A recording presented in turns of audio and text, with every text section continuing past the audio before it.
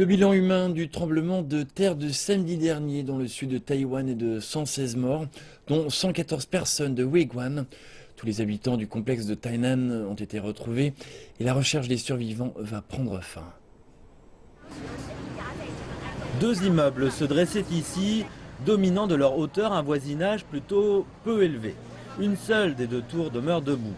Les immeubles qui se trouvaient autrefois dans l'ombre du Huiguan Golden Dragon ont survécu au séisme. Mais des vies ont été brisées, car beaucoup connaissaient des gens dans le complexe. J'ai entendu des cris et je pouvais voir des blessés demander de l'aide de la fenêtre d'un immeuble effondré. C'était comme vivre en enfer.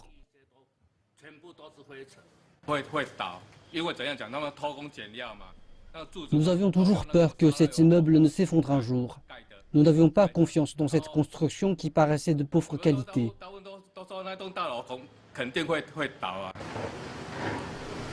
Tout le voisinage est devenu une zone de catastrophe.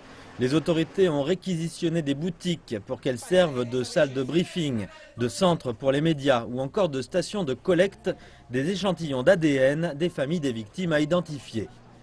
Des bénévoles et l'armée ou des groupes religieux ou non préparent des repas pour les sauveteurs et les journalistes. J'ai ressenti une grande empathie pour les victimes et je ne pouvais pas rester là sans rien faire. J'ai décidé de venir aider. Les secours et le nettoyage des débris arrivent à leur terme. Mais cette nuit tragique où l'immeuble s'est effondré hantera les habitants du voisinage pendant encore longtemps. C'est si horriblement triste de voir tant de jeunes perdre la vie. Ça me déchire le cœur. Ça me déchire vraiment le cœur. Et Yang se rappellera de cet événement chaque fois qu'elle mettra un pied dehors et verra le ciel, là où la tour Golden Dragon se dressait autrefois.